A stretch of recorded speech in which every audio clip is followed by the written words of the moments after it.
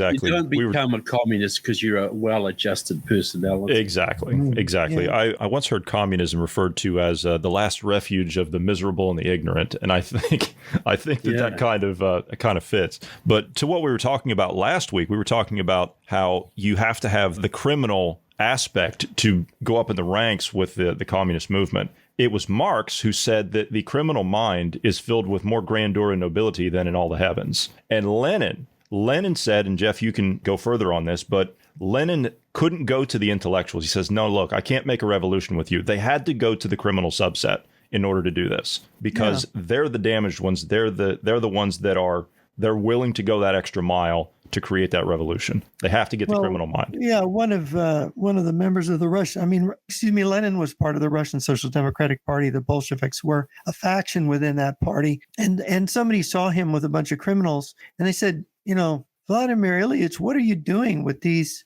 criminals? And he said, well, I can't make a revolution with you intellectuals, but I can make a revolution with them. And that's why the cartels, you look at the Los Angeles Times, said this years ago. For years, they've had good coverage on what goes on in Mexico. The Los Angeles Times years ago said that, look, the Mexican mafia, Mexican criminal organizations are under the Russian mafia. And the Russian mafia is basically an adjunct to the old KGB and the GRU. They have their own structures. And defectors have talked about this before. The same thing with the Sidewinder report in Canada and the Chinese. The Chinese triads have treaties with the People's Liberation Army and the Communist Party of China. And this is how they've taken over Canada, is using Chinese triads and fronts.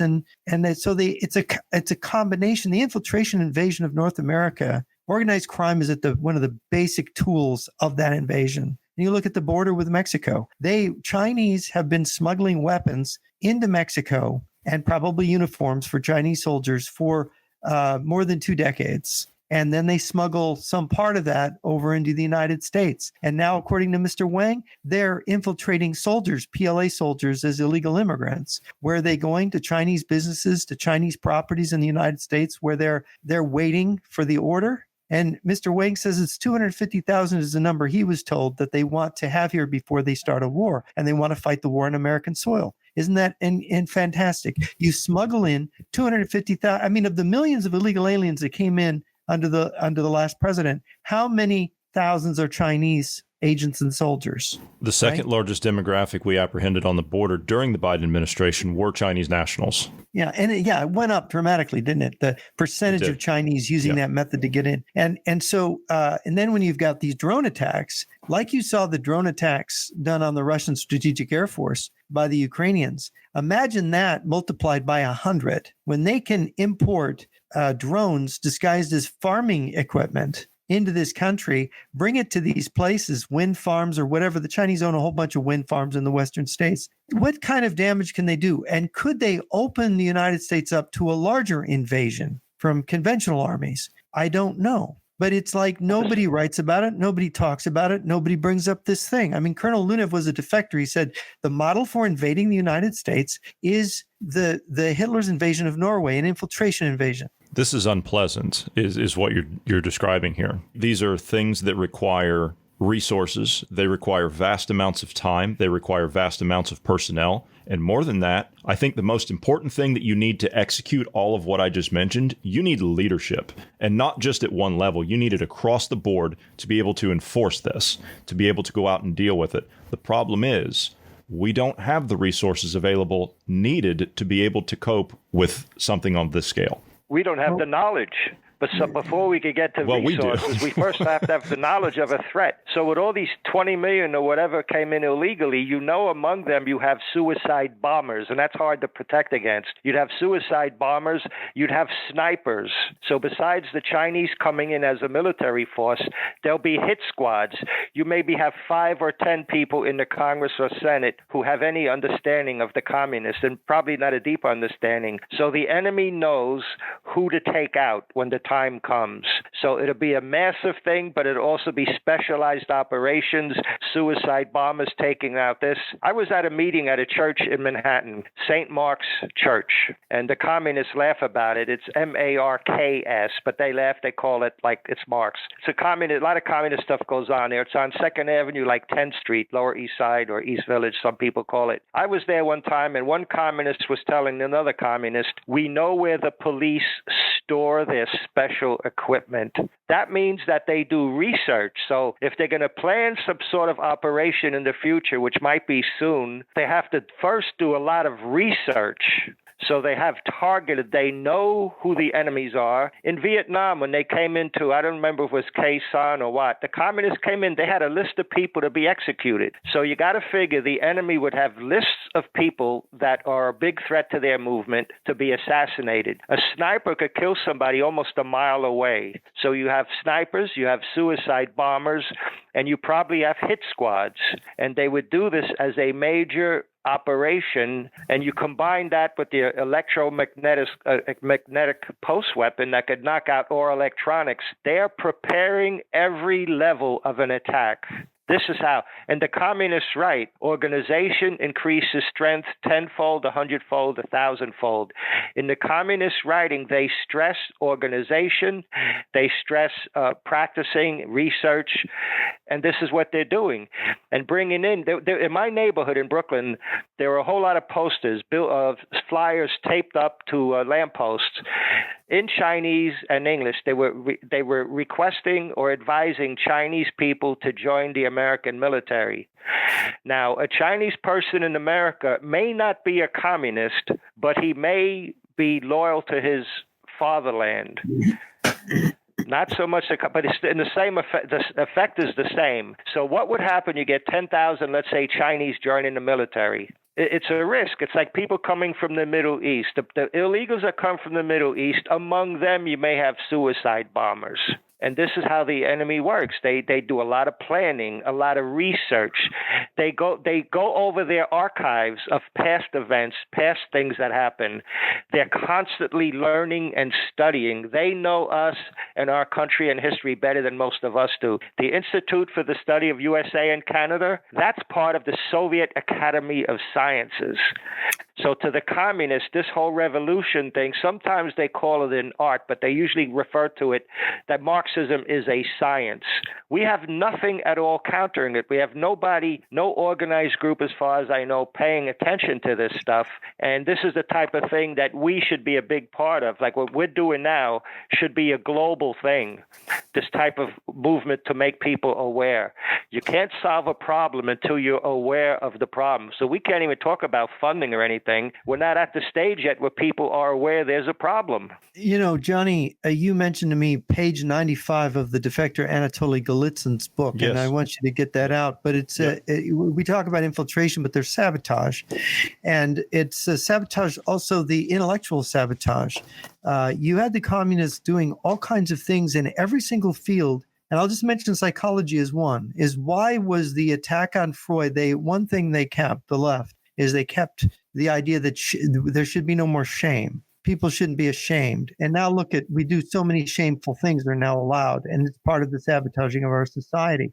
I just note this was a theme that Christopher Lasch pointed to in his book, The Revolt of the Elites. Shame was eliminated. Everything became possible and doable once you eliminate shame. So read that piece from Golitsyn, if you would. Yes. That was under the guise, the psychiatry profession, under the guise of solving people's problems where they felt guilt. Yep. You take away the feeling of guilt, but that will unleash the craziest parts of society. Yep. Because a lot of people, when I was among my friends as a kid and they were doing some things wrong, I was tempted to go along with the crowd, but it was my feeling of it would hurt my parents. That kept me internal restraint. In a free democratic republic like America, the religion, the culture, it's self-reinforcing. There are sort of guidelines we follow. Well, the communists took off all the guidelines, unleashing the sexual urges of children, and then combining that with transgenders, talking to 3- and 4-year-old kids. This is a prescription for disaster. And this is all part of the communist movement. Afro-Leninist, Enviro-Leninist, Homo-Leninist. Now, people would dispute what I just said, Afro-Leninist, Homo-Leninist, Enviro-Leninist. But you have an Enviro-Leninist like that young girl, I forget her name, and now she's...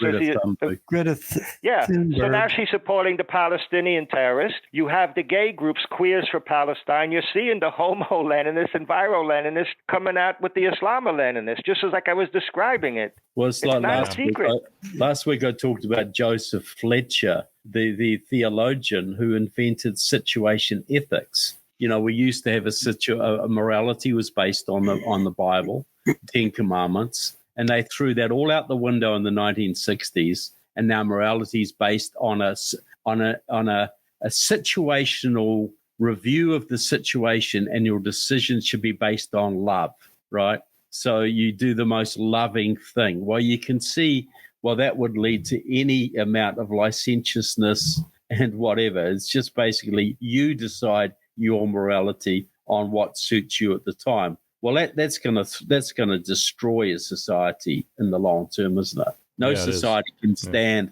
without a firm moral base that even if you're not a moral person, you still know what morality is. You still can reference it.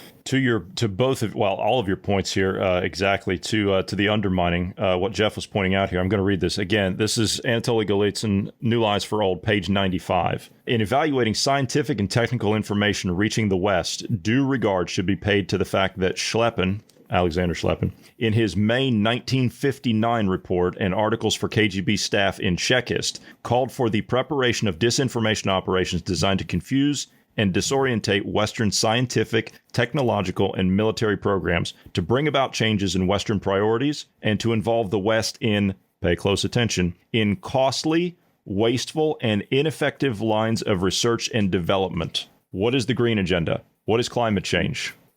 All of those things. What is string theory? What is string theory? Right? Yes. Who did that? All of these things. Yeah, what is new math? You know? Yeah, there you go. Common Core, yeah. It's a nightmare. It's all this stuff. They give us these poison. Yeah, they give us these poison pills, and we swallow them. And they do it through academia. Look, if they can sabotage physics has made no progress because of string theory and other things that have belayed it. Then, of course, if you screw up mathematics, so much is based on that. If you look into all of these different fields, you look at Trevor. You were telling me about the whole thing about animal fats. You know, our cause of heart disease, and we have to get away from animal fats. And look at the diet that we've created in the wake of saying that animal fats are bad for you. We've created a worse diet, and it's killing people. Yeah, massive obesity, massive diabetes, massive heart ailments. It's hard to imagine how if we were attacked by the Soviets, the Chinese, how we could even raise an army now that would be fit to fight, you know, that would be emotionally or physically able to fight on a large scale. You know, those guys who fought in World War II, they were brought up in the Depression. They ate good food. They might not have had too much of it, but they were fit and they were active and they had a moral base and they were willing to defend their country. Well, that's not the same people we have in America today, by and large. Yeah, they scared everybody about meat, and meat is one of the best. You can get the most vitamins and minerals from eating meat, and this vegan stuff is very unhealthy. Extremely. Well, I say people aren't vegetarian because they're crazy. They're crazy because they're vegetarian. The brain doesn't get the right nutrients. So, you know, it's like giving people drugs. You reduce their effectiveness. You destroy their health. You know, there's been many scientific tests in both prisons and psychiatric hospitals of giving people a high meat, high protein, high fat diet and seeing immense improvement. Even schizophrenia improves. Yeah. You know, it's a mental stability thing. You know, vegetarians are fruitcakes. Why? Because they don't eat right. Your brain is made out of fat. Yeah, it's all cholesterol. Yeah. Gentlemen, we're getting close to time here, so we're going to start to wind down here. Final thoughts, Jeff? Well, yeah, for the meatheads out there, you better eat meat to get over it. Well, see, President Trump eats nothing but hamburgers. Yes, McDonald's, that's right. That's not exactly good. You know, if they had a lot more steaks and a lot less hamburgers, a lot less McDonald's burgers, he might not be quite so erratic in his thinking. Jeff, do you have any final thoughts other than burgers or meat? Well, other than burgers and meat.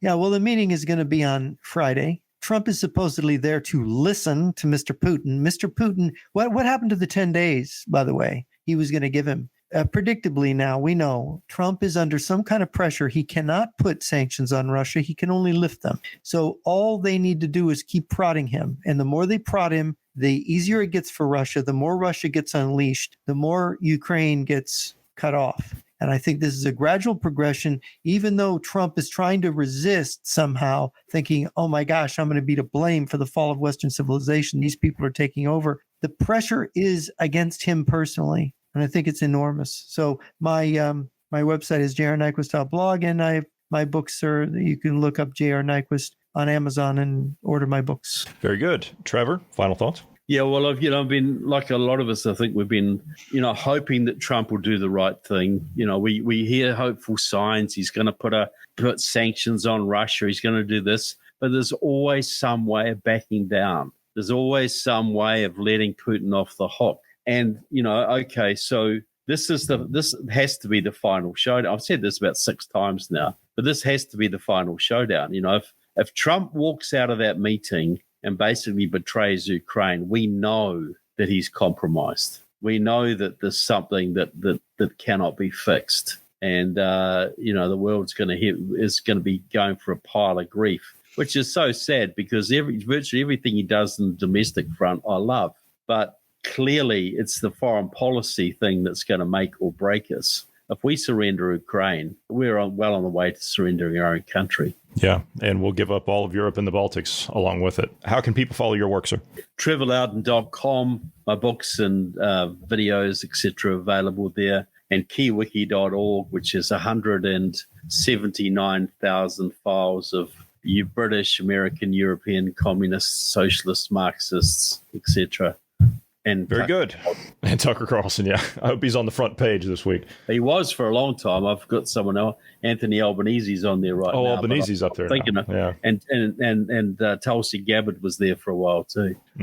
All right. Jimmy, final thoughts. Yes, we just mentioned about the wasting a lot of money with the, just wasting our money as part of an attack on our economic system. The American Communist Party and Soviet publications push Antonio Gramsci. I just want to keep repeating this one quote. It's a hell of a nugget. We're called the bourgeois society. Now listen to the impact of what the enemy says.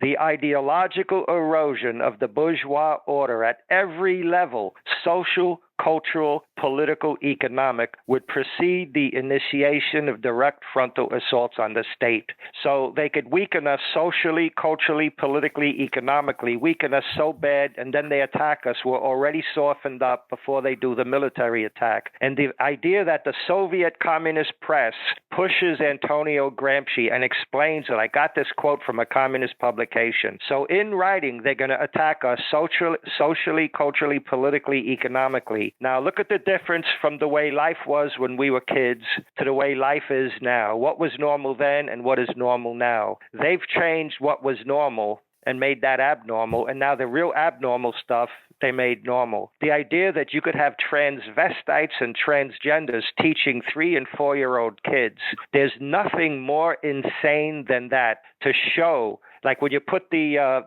thermometer in a turkey or something to see if it's done, or the cake, they've got us so much backpedaling and so much confusion here that the KGB is probably giggling like schoolgirls, the situation they got us in. And as for hearing more of me, J.R. Nyquist, Nyquist, jrnyquist.blog. I did a lot of interviews there with Jeff. This interview with all of us will be on jrnyquist.blog too. And I did some things with Trevor Loudon. By the way, KeyWiki, that's got to be spread. That website has to be spread. We're where people could look up right at their fingertips. They could check out their congressman, their senator, and get an understanding. The enemy is deep, it's coordinated, it's organized, it's well-funded, and there's really no organized opposition. Now, if we had influence in groups like the Foundation for the Defense of Democracies, it's groups like that, the Heritage Foundation, conservative media, our message, our knowledge has to get through to them, and they could get it out to the broader masses. There's no solution until they acknowledge there's a problem.